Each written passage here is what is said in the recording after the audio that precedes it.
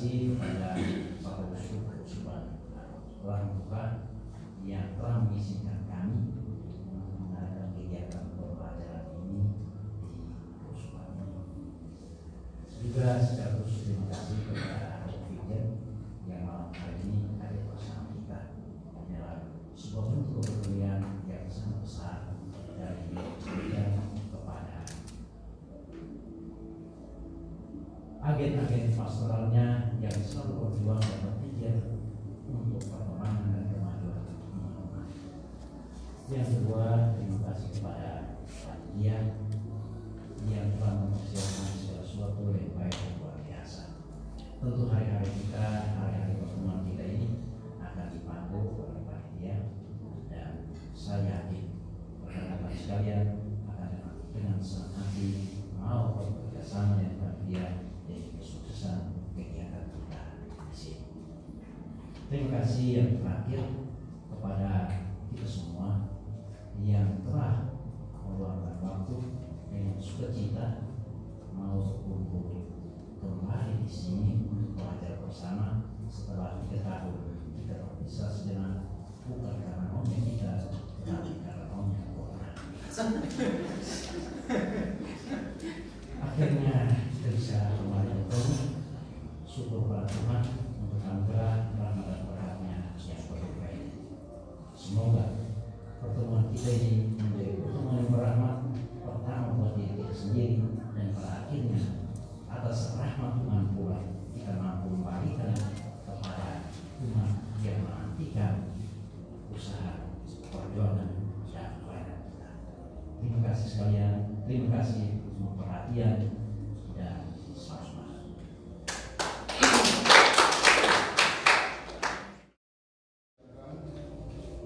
Gereja itu hidup dari 2 meja.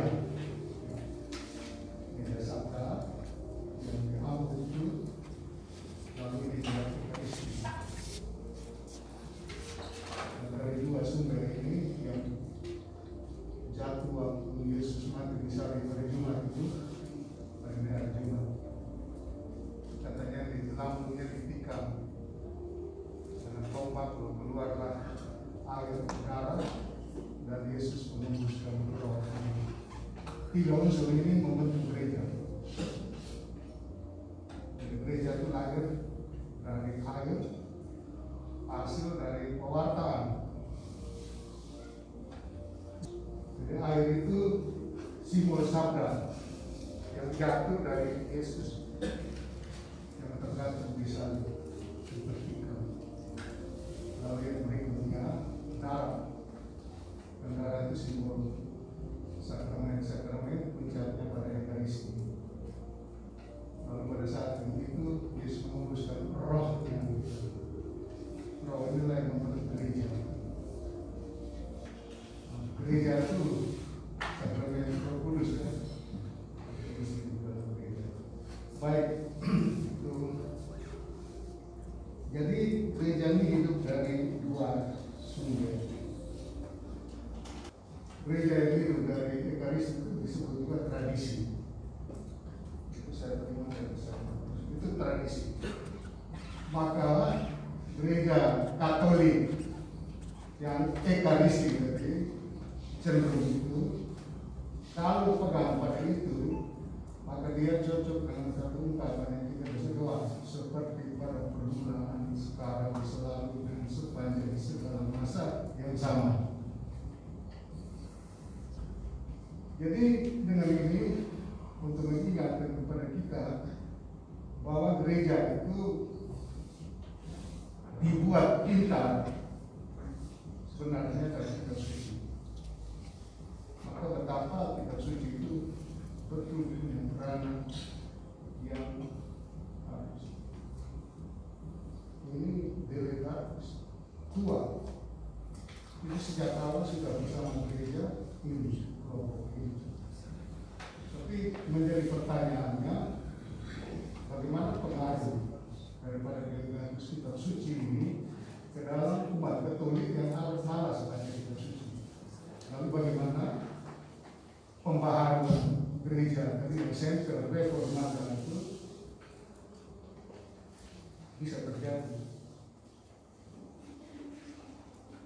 Jadi maksud saya dalam ini maksudnya jangan sampai pertemuan-pertemuan ini tingkat intelektual, tingkat kelompok saja. Lalu punya dampak apa daripada masyarakat yang cinta pada kitab suci? Pertanyaan untuk kami yang dalam diberi apa dalam gereja hierarki tidak dalam nikah.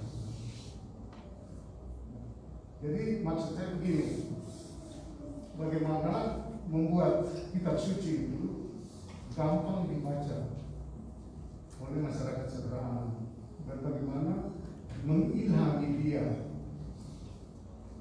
karena yang kitab suci itu ada pada mereka, sakramen itu ada pada pastor. Dan kalau kita katakan bahwa gereja hidup dari sakramen, berarti tunggu pastor dulu. Makanya di situ ada kitab suci di tangan. Pastor tidak datang, dia bisa baca kitab suci. Tapi bagaimana membaca kitab suci yang benar, yang baik, sehingga kitab suci itu memberi ilham kepada dia. Kerigma pertama itu sabda. Orang bertobat karena sabda, dia membangun komunia. Lalu komunia ini harus jawab, kerigma itu dari atas. Jawaban kita manusia itu lagi berjihad. Dan setelah itu bagaimana dia bawa dalam diakonia dan lebih deras lagi dalam kesaksian. Tapi dengan menyebut ini, saya mau katakan kepada kita dalam rangka berpikir, kerigma itu pertama. Selamat menjalankan, selamat berdiskusi. Gereja lokal masing-masing kesenangan, sangat mengharapkan masukan kita membuat gereja senantiasa sehat. Semuanya selamat, terima kasih, harap senang ada di dalam kita. Terima kasih.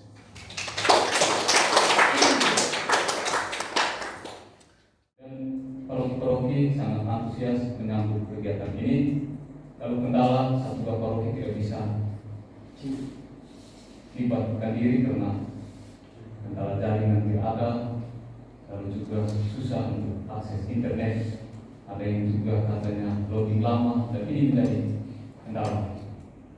Tetapi pada umumnya kegiatan ini direncanakan dengan baik. Lalu ada dua program yang baru yang ditemukan dengan cara yang baru di masa pandemi, yaitu katekese virtual. Itu kami lakukan tiap hari Sabtu selama bulan September. Ini satu hal yang perlu saya sampaikan, apa yang kami lakukan di Keuskupan Medan. Lalu berikut berkaitan dengan kendala-kendala yang kami temukan. Hingga kemarin kami berani untuk melakukan pertemuan regional Nusra secara virtual itu karena Kongsos Keuskupan sudah punya alat-alat komunikasi yang baik ini, sehingga kami bisa jalankan pertemuan secara Zoom. Dan ini satu hal yang menjanjikan kami dan juga dalam karya kerasulan kitab suci. Untuk uskup Mongere yang pertama, institusi protokol 2 Timotius 4 ayat 2, katakanlah Injil, berkatakanlah Injil baik atau tidak baik waktunya. Jika dalam saat-saat pandemi pun kami bisa mesti temukan cara-cara baru dalam menggereja, juga dalam pewartaan sadar. Sekian, terima kasih. Sampaikan laporan dan evaluasi Komisi Kitab Suci Keuskupan Larang Tuka. Yang pertama, kami menyampaikan bahwa tidak beda dengan teman-teman yang lain, ada program-program rutin yang kami laksanakan dalam tahun ini dan juga pada tahun kemarin. Hal-hal rutin yang kami buat, yang pertama berkaitan dengan Bulan Kitab Suci Nasional, itu pengadaan bahan Kitab Suci Nasional dan pendistribusian ke paroki-paroki dan biara serta sekolah-sekolah.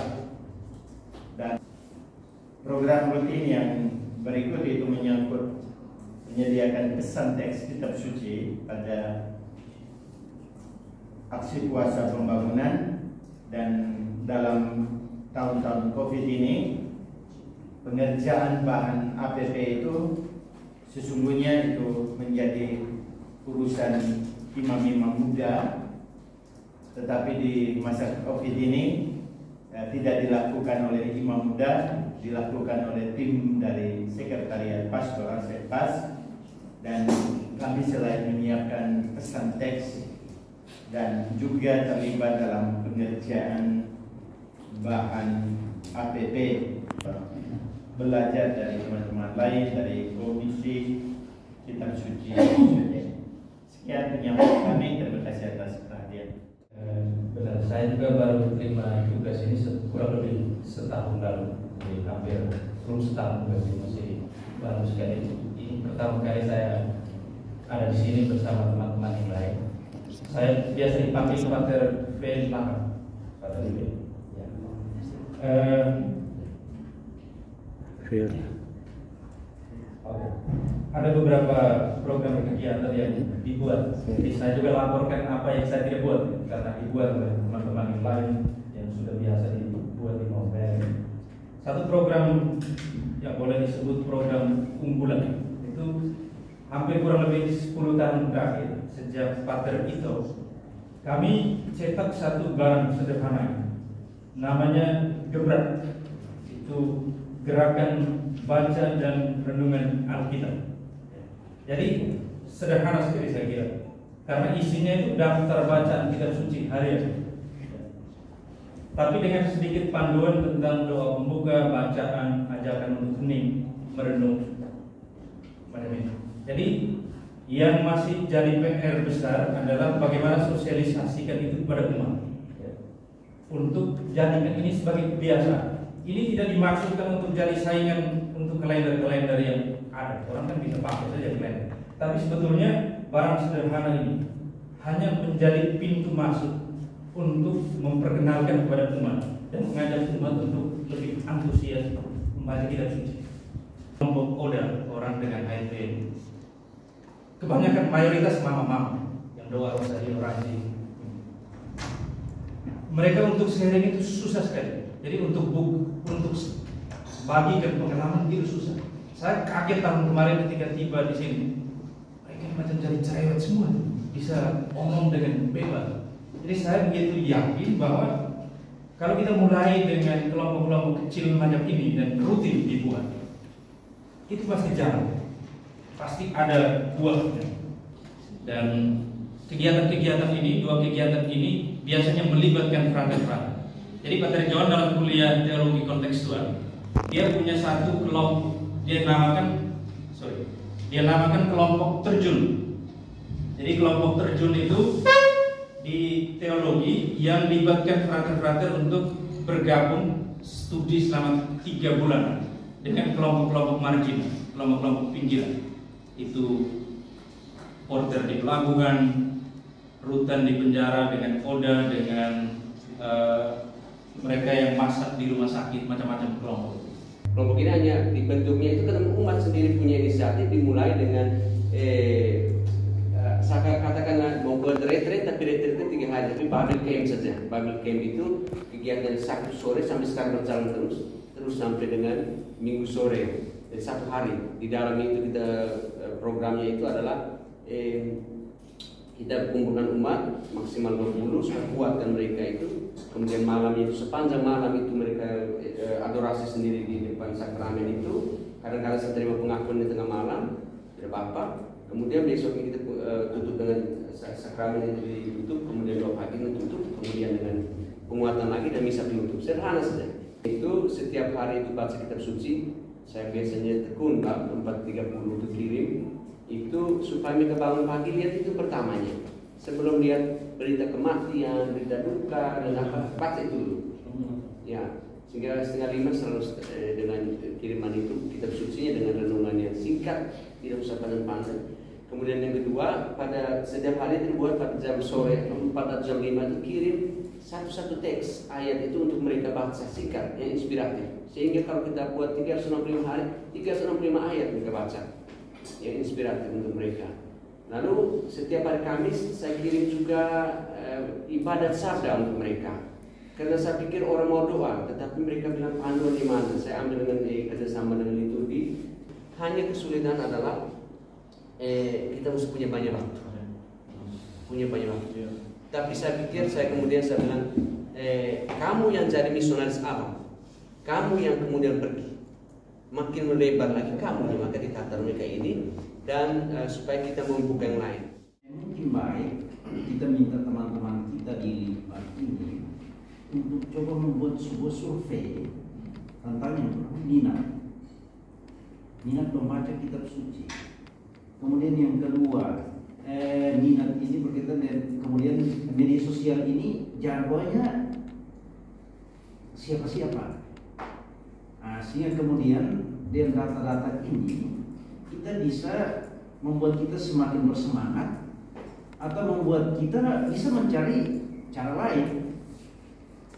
Karena kalau kita, menurut saya, kalau kita masih tanpa data ini, kita yang menduga-duga, kita berharap bahwa ini bisa jadi. Karena begini, pengalaman yang baru-baru kami buat di Atambua itu, setelah kita buat videonya, setelah saya cek dari hampir 17.000 berapa belas ribu umat Allah Keuskupan Atambua yang buka video itu kan cuma 100 orang, 17.000. Dengan sedikit pakai bahasa bisnisnya survei pasar, kita itu bisa keuntungannya adalah kita bisa tahu peta kekuatan umat yang kita layani dan kebutuhan mereka. Selama 12 tahun itu modul disusun oleh kelompok lain dan umat itu dulu di Surabaya itu dimotori oleh paroki SPD, paroki Gembala Baik Surabaya. Setelah diskusi dengan teman-teman di sana yang juga mereka itu dosen, guru besar, yang ini bukan awam-awam, yang mereka katakan yang model begini ini susah. Kami sudah sumpah dengan pekerjaan masih dengan cara ini. Akhirnya kita selalu diskusi ya, jadi atas bawah untuk bertemu di tengah-tengah. Ya. Dan ketika kita menemukan satu pendekatan yang di tengah-tengah, itu kemudian menjawab kebutuhan mereka. Teristimewa di pendistribusian dengan harga yang bersahabat. Saya pikir mungkin ada satu waktu di mana kebutuhan itu bisa terpenuhi. Tapi pertanyaan kedua adalah ketika kitab suci itu ada, apakah orang baca atau tidak? Dan kalau baca tahap ketiga, dia mengerti atau tidak?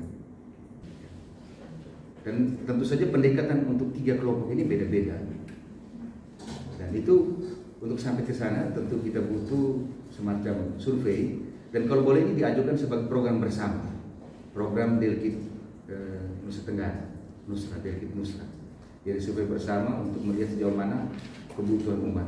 Dan jangan lupa bahwa tadi saya dengarkan seri pengalaman dari Pacar itu tentang kegiatan-kegiatannya itu, betul tantangan utama adalah apakah orang yang belajar kitab suci, para ahli ini, dia punya waktu cukup untuk itu. Sementara kita juga membaca dari umat, itu ada kelompok orang yang ini kalau kita boleh sedikit, dia sudah bisa menjadi animator kitab suci yang baik. Sehingga kalau boleh ini energi yang kita bisa berdaya, sehingga kita tidak hanya orang yang belajar kitab suci yang itu, tapi kita bisa menggerakkan yang kita namakan dalam bahasa yang mungkin lebih sederhana para fasilitator ini, mereka yang bergerak bersama umat.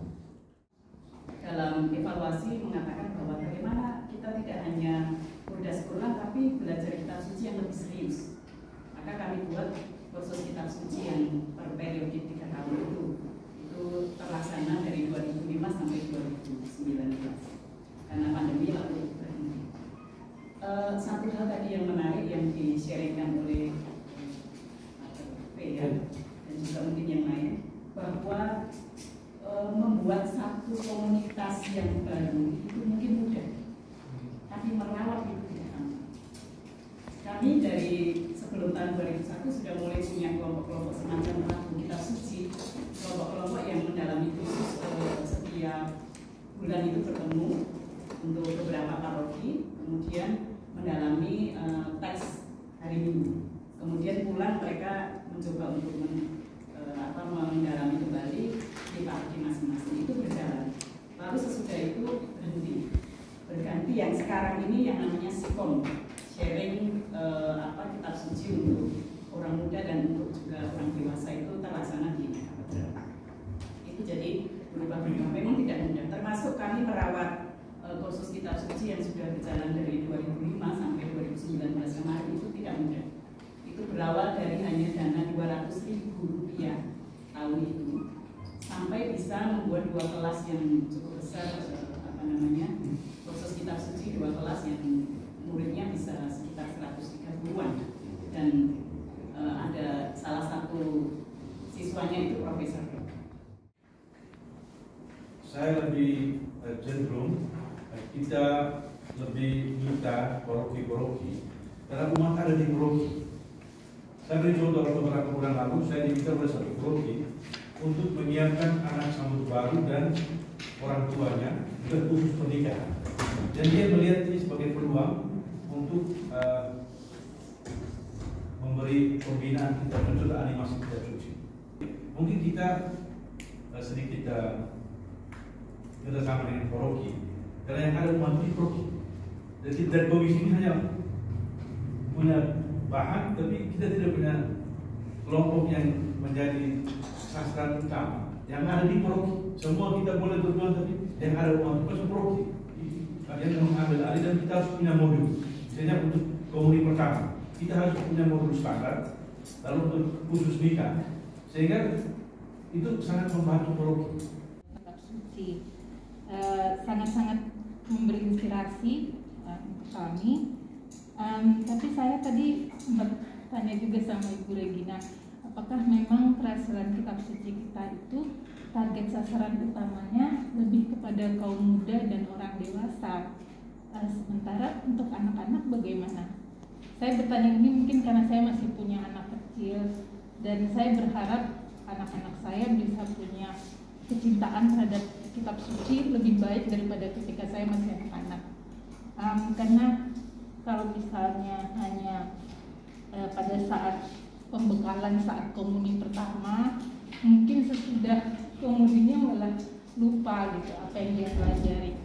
Kalau misalnya lewat pelajaran agama di sekolah, dari apa yang saya lihat di anak saya, apa yang dia pelajari di sekolah itu sedikit sekali tentang kitab sucinya. Nah, kalau dari pembekalan di kami itu juga harus dicek lagi apakah memang efektif pendampingan di kami untuk menumbuhkan kecintaan anak-anak pada kitab suci. Mungkin kaitannya dengan need assessment atau market research yang tadi disebut. Komisi begini, tetap ujung tombak itu ada di pastor-pastor paroki. Kalau seandainya di paroki tidak ada kegiatan-kegiatan yang berkenan dengan kitab suci, tidak akan. Maksudnya karena mereka punya umat, macam tadi yang Pater Romo ketua kita katakan 7.000 yang saksikan dari 100 yang saksikan. Itu kunci memang ada di pastor paroki. Jujur, saya selama saya dari pastor paroki, kalau sampai baru saya uji baca kitab suci. Saya teruji doa. Saya uji baca kitab suci. Karena untuk saya ketika dia tahu baca kitab suci, berarti dia tahu baca pelajaran dan juga dia tahu cerita tentang kitab suci. Saya tidak pernah suruh mau uji doa cinta, doa iman, doa harapan. Tapi saya suruh mereka baca kitab suci. Besok uji mereka itu baca lancar, berarti di sekolah saya yakin dia baca bagus, dan juga saya yakin dia bisa mengerti dan bagus. Kalau dia baca gurunya malu karena anaknya baca buruk, pasti gurunya ngerti anak-anaknya baca baik. Tapi itu saja saya punya seri pengalaman. Di Pro itu ada kelompok-kelompok kategori, ada kami, ada orang muda, ada Lego Maria, ada PSDM, ada kelompok karismatik. Kelompok-kelompok itu memang mereka selalu berkumpul rutin, setiap minggu itu ada. Di Pro itu Lego Maria satu komisi untuk anggotanya 1.000 lebih.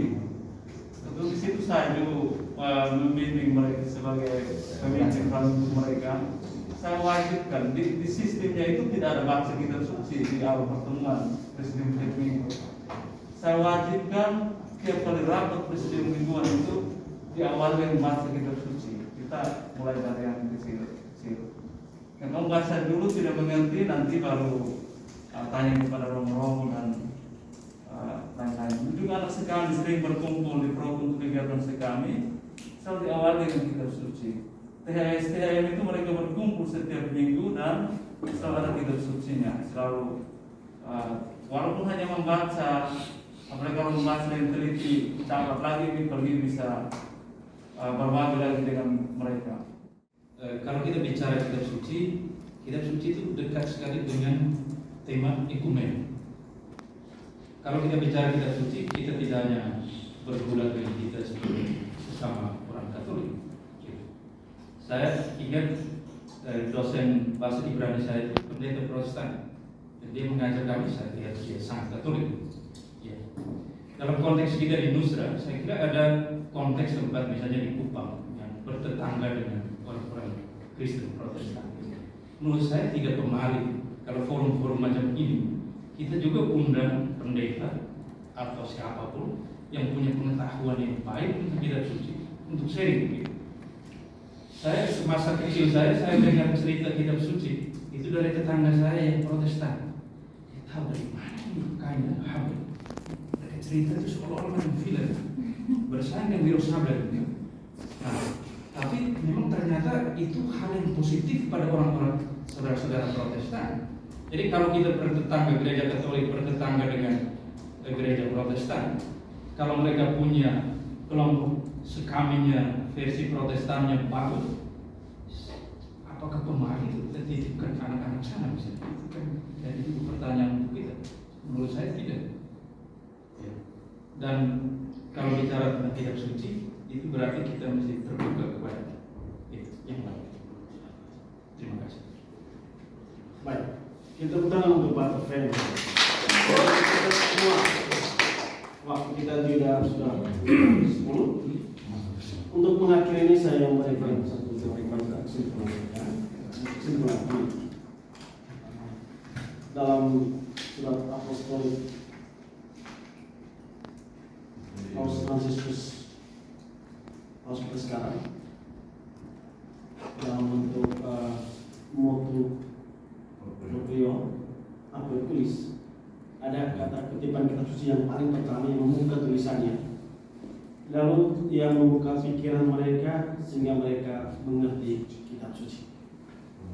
Banyak hal yang kita lakukan dari hal-hal yang kecil, seperti yang saya contoh, saya juga mempunyai suatu grup dari hal-hal yang kecil, dari suatu bingkisan kecil sendal 1000, setetes tempur sabda Allah selalu memberi inspirasi baru dari kecil. Itu sendal yang tidak ada harganya, tapi dia selalu memberi inspirasi yang baru melalui sabda-sabda Tuhan itu. Saya katakan diagram ini relasi saya dulu setengah mati untuk bahasa kitab suci Remai. Karena basic saya dulu bukan kitab suci. Tapi saya pikir sesudah saya belajar kitab suci ya mau tidak mau juga kan berbagai daya saya manfaatkan. Saya buat diagram ini tingkatan relasi dalam membaca kitab suci itu ada beberapa, sebenarnya masih panjang. Ada kegiatannya, spiritualnya, relasi ke dalam relasi dan proporsinya. Kenapa saya buat seperti ini? Kalau kita lihat pada bagian pertama deretan membaca kitab suci pendekatan tentang relasi kita, dan sebentar saya aplikasikan teks yang saya maksud tadi bukan saja teks kitab suci, tapi teks kehidupan, termasuk pekerjaan kita. Karena kekuatan dan keberhasilan itu kontemplasi. Dan kita sebentar jelaskan pelan-pelan. Kita bisa menyimak, menyelami dan tenggelam dalam kitab suci.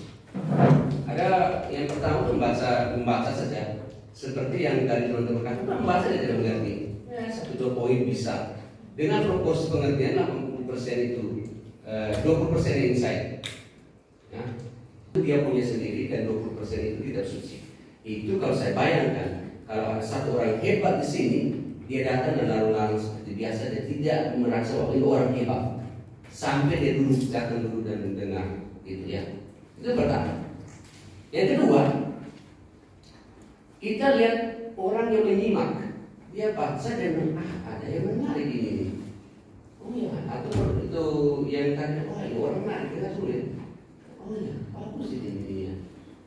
Tapi itu konsen itu meditasi kan gitu, itu sosial menarik. Kalau orang sering kitab suci yang model pertama, refleksi, kitab suci ini hanya katakan, oh saya tertarik dengan sampan. Kebetulan di dalamnya itu di dalam perahu Yesus di pinggir pantai, Lukas 25:11. Yang aneh, kami minggu lalu ada sampan dan naik perahu juga pergi ke Palue, dan kami menarik bagus di dalam itu. Akhirnya perahu yang di dalam kitab suci itu hilang. Nah, yang ketiga yang kita mau belajar kali ini adalah menyelam. Menyelam ke dalam teks dengan proporsional itu 20 diri saya dalam buku itu teks. Kontemplasi itu mana? Kontemplasi adalah konsentrasi yang tinggi. Itu sederhana atas teks.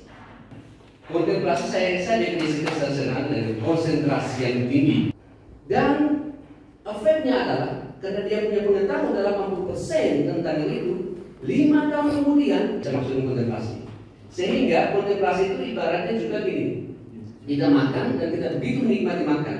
Sesudah itu kita ke kamar rekreasi dan kita lupa makan, kalau tadi kami makan. Atau sesudah itu kita pertemuan lagi, kita lupa bahwa tadi kita makan. Jadi betul-betul kontemplasi. Juga bisa, kalau sudah nanti kemudian ditanyakan, bisa. Jadi kita punya level, apakah kita membaca kitab suci, minimal kitab suci, menyelami atau tenggelam dalam teks itu. Baik, dalam semua dari kitab suci, kita bisa identifikasi masing-masing isinya. Tapi proporsinya nanti kemudian kita kalkulasikan 201 berapa meter. 1 cm, 1 kasta yang ini 45. Karena 45 cm kali dengan 200 kasta menjadi berapa? 9.000 cm.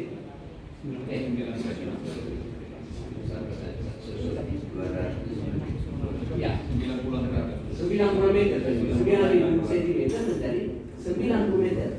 Kalau 9.000 itu per 9 kilo ya, 9.000 meter. Kalau 9.000 cm sama dengan 90 meter. Jauh atau tidak?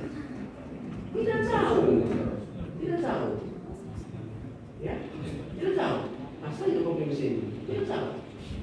Tapi bandingkan dengan pustaka itu para murid yang ke tengah laut tidak dapat. Karena ikannya ada di situ. 3 agenda dalam pertemuan kita pada malam hari ini. Baik, kita langsung menuju kepada yang pertama, evaluasi. Kita tetap satu sesi kita dari BKSDN atau apa, tapi kita ambil satu sesi untuk upgrade kita punya pengetahuan kitab suci ini.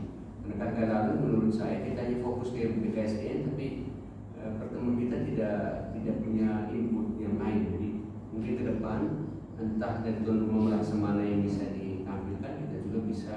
Tapi arah saya kita tetap fokus pada kitab suci dengan cara kita baca kembali, baca teliti, mungkin bisa juga kita terus baca teliti bersama. Dan itu yang kita maksud supaya upgrade pengetahuan kita juga.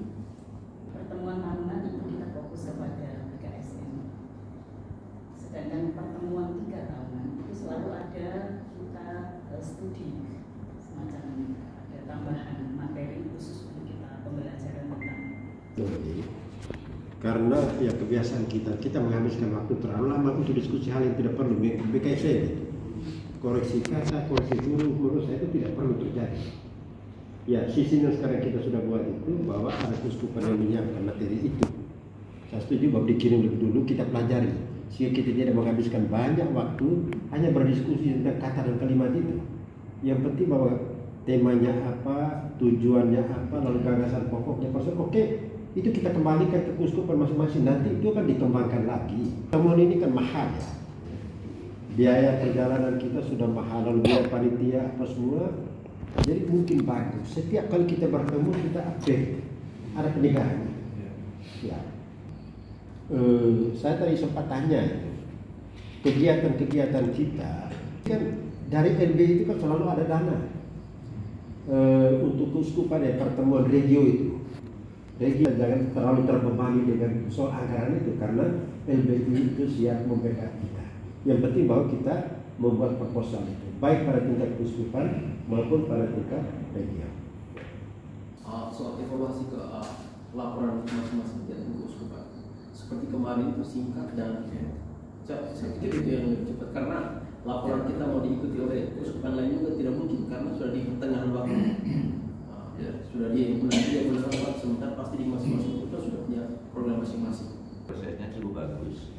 Ya, untuk evaluasi saya sama seperti Romo tadi, laporkan aja apa yang istimewa. Kan kita akan melaporkan secara tertulis seperti anjuran dari Pak Riset, yang tertulis itu nanti dibukukan. Dan juga target kita adalah yang tema ini. Jadi seperti kemarin kita mendalam sedikit membaca pidato dari itu menjadi porsi waktu kita. Hanya mungkin waktu terlalu kurang, hanya saya. Evaluasi itu perubahan itu bisa dibagikan ke kami sebagai perubahan dasar mungkin dari videografi itu supaya kami juga tertarik misalnya mengetahui sesuatu lebih jauh. Itu ada catatan-catatan videografi gitu misalkan dekat ini tidak dalam perubahan. Konsil dan tim sudah sangat baik mulai dari persiapan, komunikasinya juga jalan sehingga semuanya bagus. Semuanya maka mari kita memberikan aplaus.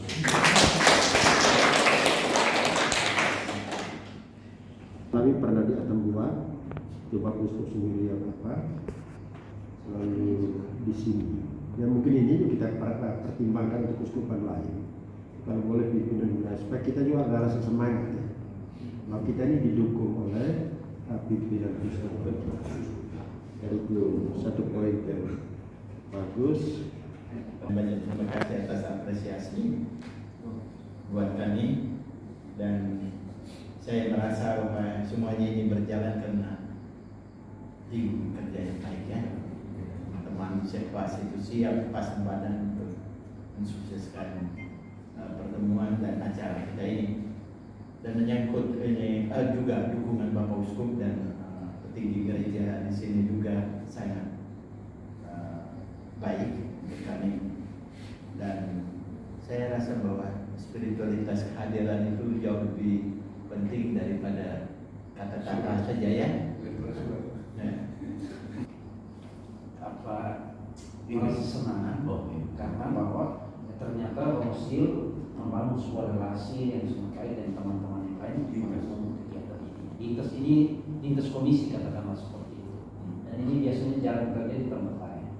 Karena itu ini sebuah proses pembelajaran yang sangat baik untuk kami untuk membangun relasi dan bekerjasama internal komisi sehingga apa yang kita harapkan bisa berjalan dengan baik.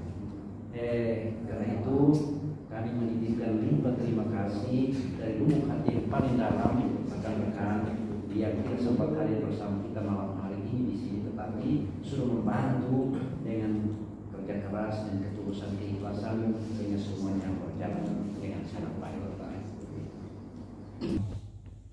Yang sudah dengan cara yang sangat istimewa memberi andil sukses terselenggaranya kegiatan ini. Dan yang terakhir sekali saya menyampaikan permohonan maaf atas teman-teman panitia kepada Romo Wakil Pimpinan KBI, Romo Ketua,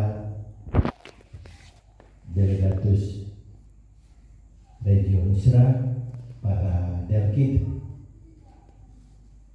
para Patar, Ketua Komisi Kitab Suci SWD, dan kita semua dalam hari-hari kebersamaan ada salah tingkah, kemudian juga ada kekurangan dalam pelayanan kami. Atas nama teman-teman panitia dan juga atas nama Bapak Uskup saya menyampaikan permohonan maaf. Kesempatan yang diberikan kepada kami, saya teringat dan kata-kata ini. Di Republik ini, Pancasila itu sumber dari segala sumber hukum. Dalam gereja, kitab suci adalah ibu dari segala ilmu teologi. Maka kitab suci memang memegang peranan yang sangat penting dalam kehidupan gereja. Kita bersyukur, berterima kasih kepada Tuhan bahwa kita diberi kesempatan untuk menjadi agen-agen dalam mengembangkan kerasulan kitab suci di tengah umat Allah di kerusuhan kita masing-masing, sehingga kita berharap bahwa sabda Tuhan dalam kitab suci semakin dikenal, dicintai, dan diamalkan dalam kehidupan kita dan juga umat yang kita layani. Terima kasih kepada Bapak Uskup Keuskupan Larang-Tuka yang sudah memberikan kesempatan kepada kita untuk mengadakan pertemuan tahun di sini, dan bukan hanya memberikan kesempatan, turut mendukung, turut memberikan apresiasi yang besar untuk pertemuan kita di sini. Terima kasih juga kepada Bapak Vijen yang turut hadir dan memberikan dukungan kepada kita. Yang berikut, tentu atas nama rekan-rekan sekalian, kami menyampaikan terima kasih kepada Pater Ito yang sudah membantu kita membagi ilmu yang sangat praktis, membantu kita untuk kerasulan kitab suci ini. Terima kasih. Yang berikut, rekan-rekan sekalian, kami sampaikan kepada Ketua Panitia bersama seluruh tim.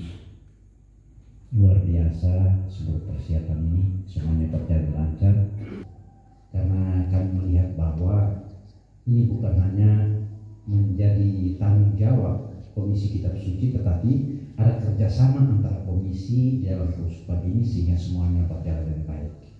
Ini menjadi sebuah pembelajaran untuk kami, karena kami juga mau melibatkan rekan-rekan yang lain sehingga menjadi baik seperti yang ada di sini.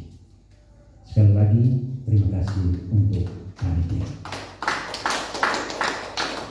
Terima kasih kepada rekan-rekan delegatus kitab suci Rio Musra dan Provinsi Timor, Esprit Timor, Jawa, Rute, dan Ende yang selalu bersama-sama bahu-membahu memikirkan dan berjuang untuk kerasulan kitab suci di wilayah kita ini.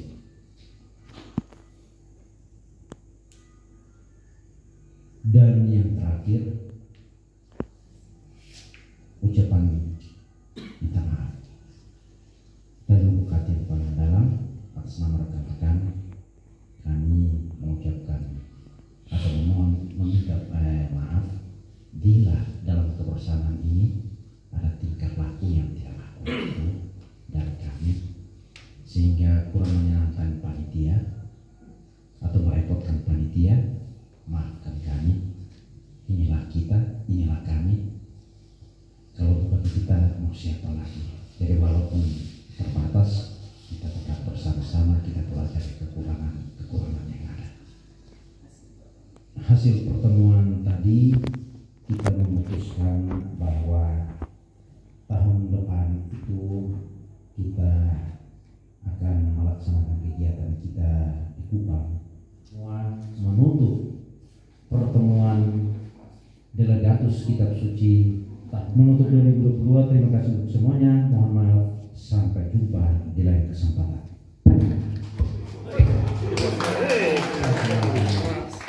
Namanya knowing cara adonat laki-laki, jadi jangan kasih susternya nanti.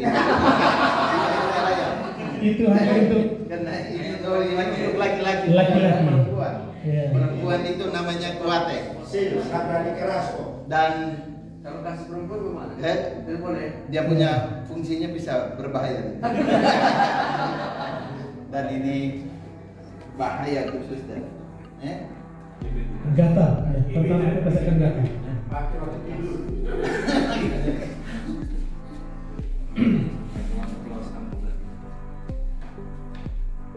Oke, terima kasih. Tepuk tangan dulu Pak Ketua kita.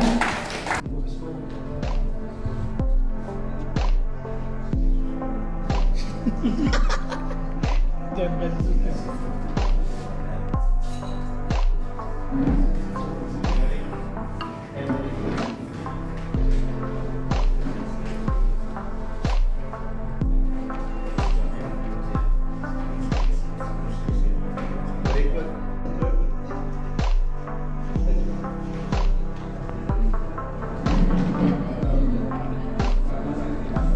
Pak.